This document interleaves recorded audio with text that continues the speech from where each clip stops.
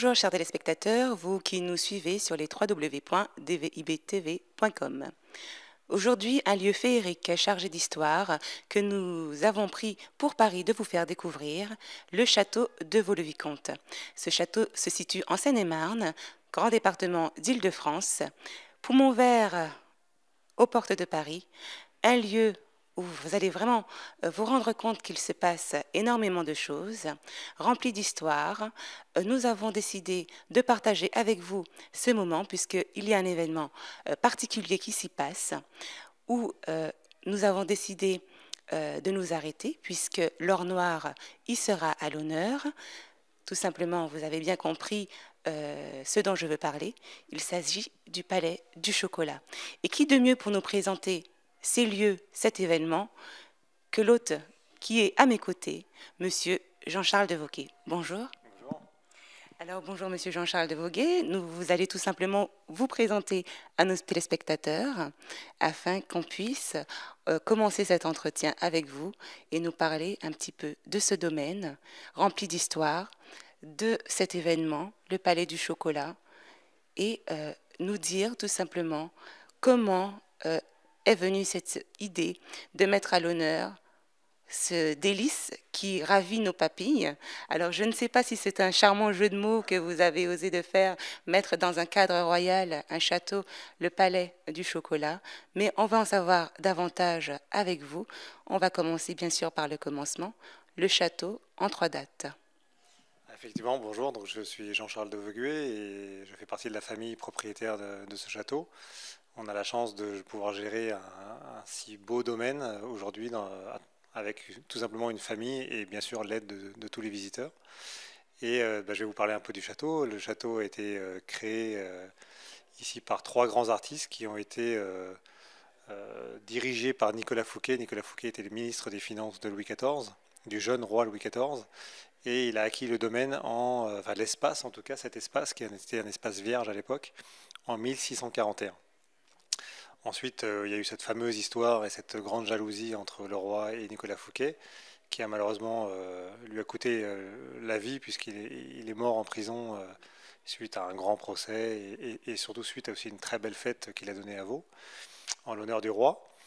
Et ensuite, il y a eu plusieurs familles, pas si nombreuses que ça, 4 familles qui se sont investies après Nicolas Fouquet pour gérer ce domaine, jusqu'en 1875, où là c'est mon arrière-arrière-grand-père qui va racheter ce château aux enchères. Et c'était la seule personne qui s'est présentée aux enchères. Le château était un peu abandonné, donc en fait il fallait beaucoup de moyens pour oser reprendre un tel domaine qui était abandonné depuis plus de 30 ans. Et donc il y avait beaucoup de moyens à investir à la fois pour restaurer le château lui-même, mais également les jardins. Quand on voit la taille de ces jardins. Avec cette harmonie parfaite pour l'époque, puisqu'on se voit vraiment une symétrie au niveau, vous nous en parlerez tout à l'heure, mais au niveau de l'esthétique, au niveau des jardins, cette symétrie, cette parfaite harmonie pour l'époque. Oui, Vaux-le-Vicomte, et on peut dire que c'est un peu l'origine du jardin à la française, tel qu'on définit le jardin à la française. C'est-à-dire que c'est l'harmonie parfaite entre le bâti, donc le château, et le jardin. C'est-à-dire on peut dire aujourd'hui, non seulement il y a cette symétrie qui existe, mais c'est surtout l'harmonie entre le château et le jardin. C'est-à-dire que le jardin n'existerait pas, ne pourrait pas vraiment vivre sans le château, et le château ne pourrait pas vraiment vivre sans le jardin. Ils sont vraiment indissociables. Et d'où la transparence que vous avez peut-être pas encore vue aujourd'hui parce qu'il y a l'événement, mais il y a cette transparence du château qui permet depuis l'extérieur de voir à travers le château, à travers ces baies vitrées qu'on a reconstruites, comme à l'époque au XVIIe siècle où il n'y avait pas de porte, c'était vraiment ouvert au vent entre l'entrée nord et l'entrée sud, et on peut deviner le jardin de Lenôtre à travers le château. D'accord. Alors, ce qui est important de rappeler, le nom de votre arrière-arrière-arrière-grand-père. Oui, donc c'était Alfred Sommier, qui était lui, c'est un petit lien avec l'événement, puisque lui était dans l'industrie sucrière, et il avait créé une industrie sucrière pour transformer les betteraves en sucre, et donc il avait acquis une certaine fortune grâce à cela. Et ensuite, c'est après mon arrière-grand-père, au bout de quelques générations, le château était donné à mon père comme cadeau de mariage. C'est une drôle d'idée, mais un cadeau de mariage en 1967, et mon père a ouvert au public le domaine en 1968. Et aujourd'hui, ça fait donc plus de 45 ans et nous accueillons 300 000 visiteurs par an.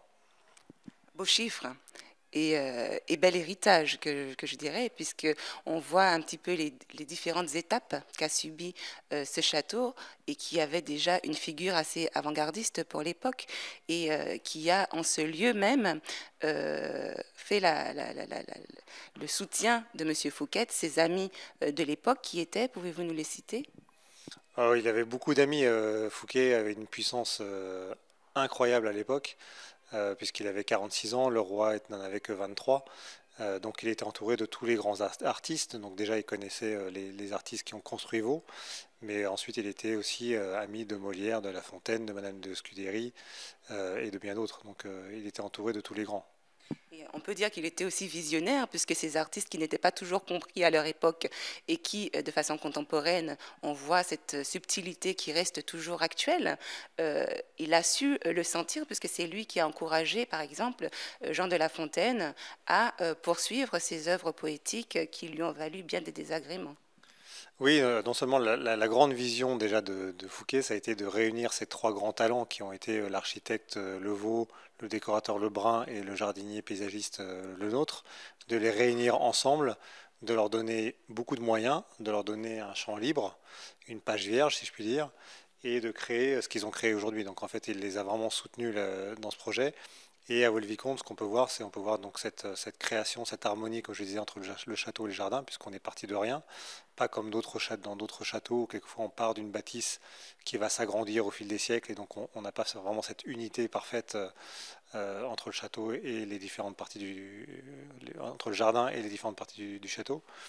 Euh, et effectivement, ensuite, Nicolas Fouquet était le mécène parce qu'en fait, il voulait que cette maison ici soit un palais des arts et donc qui recueille un certain nombre qui puisse accueillir un certain nombre d'artistes. Bon, il n'a pas eu beaucoup de temps malheureusement pour le faire, mais un d'entre eux qui lui a été très fidèle, c'était effectivement Jean de La Fontaine, qui a beaucoup écrit et qui avait même essayé de protéger Nicolas Fouquet lorsque Fouquet a été arrêté par le roi. Donc, est-ce que au niveau de toute cette histoire qui est toujours bien, on sent bien que dans chaque mur qu'il y a une empreinte de cette histoire, que l'histoire est actuelle au sein de ces murs, pouvez-vous maintenant nous dire, est-ce que les établissements scolaires, en tout cas l'éducation nationale, se rend compte de ce patrimoine historique et fait partager à leurs élèves? Et est-ce que vous travaillez en partenariat donc avec les écoles? Alors bien sûr, notre mission à nous aujourd'hui, puisque depuis qu'on a ouvert au public en 1968, c'est de partager ce monument au plus grand nombre. Alors certes, c'est un monument privé, donc il faut s'acquitter d'un droit d'entrée pour venir ici, même pour les scolaires. Mais effectivement, donc les scolaires est un public important, et nous avons à peu près 28 000 scolaires qui viennent par an à Vaux-le-Vicomte avec différentes tranches d'âge. Et on a créé, non seulement il y a la visite, il y a des outils pédagogiques qui ont été créés pour eux, comme un livret-jeu dans le château ou un jeu de piste pour découvrir le jardin de Lenôtre, donc à travers les jardins, mais également de nombreux ateliers en costume d'époque pour les plus petits, ou même pour les plus grands, des pièces de théâtre pour les plus grands. Donc il y a tout un certain nombre d'ateliers, il y a une brochure qu'on a créée, qui est une brochure dédiée aux établissements scolaires, et qui propose tous ces ateliers en plus de la visite. Donc les scolaires ont le choix de faire soit la visite simple avec les outils pédagogiques, soit de faire la visite plus un atelier, que ce soit donc du théâtre ou une visite sur une thématique particulière. Alors, ce qui serait intéressant maintenant de voir avec vous, c'est tout simplement, effectivement, on a parlé de l'accueil des scolaires, de l'accueil de ce château pour le tourisme, mais maintenant les événements. Comment vous est venue l'idée de mettre en place différents événements pour mettre encore plus en valeur ce château? Aujourd'hui, effectivement, on parle de l'événement du chocolat, le palais du chocolat, tout autour du chocolat, on voit le travail raffiné auquel a collaboré ces différents artisans qui ont reçu le prix d'artisans de France, hein, qui ont été médaillés pour leur travail et qualifiés pour cela. Comment vous est venu cet audacieux projet? Parce que ça n'a pas été évident avec les lumières de maintenir le chocolat pendant ces 3 jours, en tout cas en ce qui concerne les différentes... Oui, effectivement, on a on a toujours créé des événements à travers l'année pour avoir des événements réguliers à travers les différentes saisons de l'année. Donc ça commence dès l'ouverture en printemps jusqu'à maintenant Noël. On en parlera tout à l'heure. Et effectivement, au mois de novembre, c'était notre période de fermeture. Donc c'est une période où il fait plutôt mauvais, même si actuellement début novembre, on a les couleurs d'automne qui sont magnifiques. Euh, donc c'est un bon moment pour venir se promener dans le jardin, mais effectivement c'est une fréquentation plutôt basse par rapport à l'été. Et j'ai rencontré à plusieurs reprises Frédéric Cassel et les personnes de Délices, Denis, je faudra couper parce que j'ai oublié son nom, Denis Julmier, voilà. Donc alors, reprenez donc pour depuis le début. Cassel. Donc j'ai rencontré en fait à plusieurs reprises Frédéric Cassel et Denis Julmier de Délices Chocolat dans un événement culinaire qui se passait à Fontainebleau. Et ils m'ont un peu soufflé l'idée de pourquoi pas créer un événement autour du chocolat ici à Vaux-le-Vicomte. Et j'ai trouvé l'idée très intéressante, à la fois, comme je vous l'ai dit, parce qu'on avait ce lien dans la famille avec le sucre. On est également très gourmand. et, euh, et puis parce que la gastronomie en France est à l'honneur. Et j'ai trouvé que c'était intéressant de montrer ce produit noble qu'est le chocolat à Vaux-le-Vicomte, puisqu'il est aussi arrivé au XVIIe siècle en France à cette époque-là. Donc voilà, il y avait quelques liens et c'était aussi un moment de pouvoir, l'occasion de créer un événement qui pouvait amener beaucoup de visiteurs grâce au chocolat.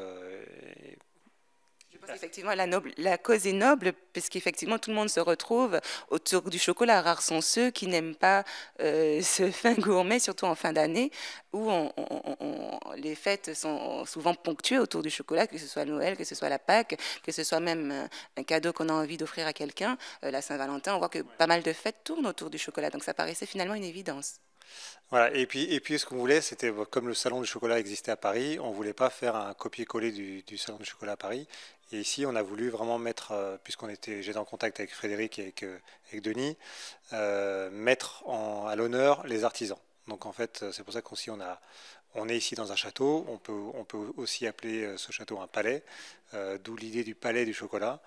Et, euh, et l'idée, c'était vraiment de mettre en avant le travail des artisans et leur savoir-faire. Donc c'est pour ça on leur demande, comme vous allez voir tout à l'heure, on leur demande de créer une pièce en chocolat.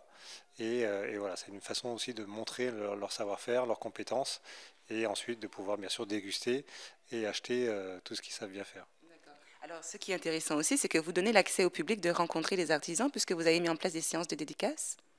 Oui, alors, et je reviens aussi sur le fait que parmi la vingtaine de chocolatiers qui sont présents ici, vous avez parlé tout à l'heure des grands talents, ceux qui ont été médaillés. Effectivement, on a les meilleurs ouvriers de France. Donc on a quand même, il y a 48 meilleurs ouvriers de France en France.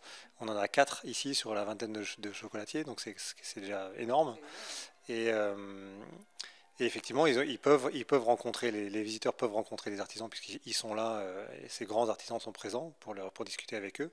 Et puis effectivement, on a une dédicace puisque cette année, on a la chance d'avoir Grégory qui a gagné le concours du meilleur pâtissier sur France 2 et qui est un élève à la fois du lycée Antonin Carême qui est partenaire et qui fait des dégustations ici à Vaud, mais également qui a été coaché par Frédéric Cassel et qui aujourd'hui travaille avec lui. Et donc il viendra dédicacer son livre ici samedi et dimanche.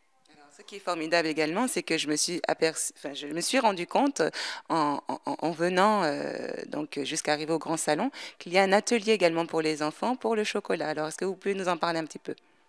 Oui, alors on essaie bien sûr de faire vivre cet événement autour du chocolat, donc à travers les visites, les dégustations, mais également à travers différents ateliers, donc notamment un atelier chocolat qui est fait pour les enfants, où là ils peuvent construire une petite construction en chocolat, et puis également un atelier un peu plus pour les adultes, puisque c'est un peu plus, c'est une confection un peu plus élaborée, on va dire, et puis aussi des conférences sur le mariage du vin et du chocolat, qui est très intéressante et qui se fait aussi avec des partenaires locaux, toujours avec Délices et puis les caves de la Côte d'Or à Belin, et qui sont très très brillants et que c'est un mariage très surprenant mais qui marche très bien. À l'aube du Beaujolais nouveau, je trouve que c'est un beau tremplin de marier le chocolat et le vin. Oui, alors même, on peut même pousser jusqu'au champagne. L'année dernière, on avait fait une conférence vin et champagne. Et puis, bien sûr, on fait tester les différents vins avec le chocolat, ce qui permet aux visiteurs de vraiment comprendre cette subtilité au niveau du palais. Donc, en tout cas, je pense que si Monsieur Fouquet vous regarde de là où il se trouve, il sera agréablement surpris de voir que ce lieu garde son essence première, celui de mettre en valeur l'art et les artistes, puisque la cuisine rentre aussi dans l'art, hein, puisque quand on voit les belles pièces qui sont montées autour du chocolat, on ne peut qu'avoir une âme d'artiste pour pouvoir les réaliser, même si effectivement il faut la base pratique que demande l'ouvrier. Alors, nous allons tout de suite vous suivre afin que vous puissiez nous présenter les différents partenaires et artisans qui sont présents sur ce salon. Mais avant toute chose, j'aimerais que vous nous décriviez un petit peu la pièce dans laquelle nous nous trouvons. Alors, j'ai choisi un peu cette pièce parce que non seulement c'est une pièce un peu intimiste, un peu plus intime, parce que c'est l'une des plus petites du château, en tout cas au rez-de-chaussée. Mais c'est aussi une pièce qu'on vient de restaurer, de terminer de restaurer. Donc vous ne pouvez pas forcément vous en rendre compte, mais toutes les dorures ont été refaites, toutes les peintures ont été, enfin, celles qui étaient abîmées ont été reprises, notamment sous la fenêtre devant nous, puisqu'il y avait des infiltrations d'eau pendant les périodes de tempête, qui au fur et à mesure du temps ont un peu abîmé les dorures et les peintures. Donc tout a été refait par des artisans qualifiés et aussi grâce à des mécènes. Et voilà, on est très fiers d'avoir en tout cas redonné tout son éclat à cette pièce. Et c'est un peu l'objectif aussi à fur et à mesure des années. C'est une fois tous les ans ou tous les 2 ans pour choisir une pièce et la restaurer complètement ou la rafraîchir en termes de peinture, de dorure ou de tissu. Alors, ma curiosité est égayée puisque du coup je vois une pièce de jeu. Alors je ne sais pas si c'est vraiment un jeu, mais ça y ressemble en tout cas sur la table juste derrière, juste devant nous. Pouvez-vous nous en parler un petit peu? Alors c'est une pièce de jeu qui est un peu plus moderne que ce à quoi on pouvait jouer au XVIIe. Mais c'est un genre de backgammon un peu de l'époque, XVIIe. Mais c'était plutôt une pièce, c'est vrai que ça s'appelle le cabinet des jeux, mais c'était pas forcément une pièce où on venait jouer, c'était une pièce plutôt intime pour s'y retrouver.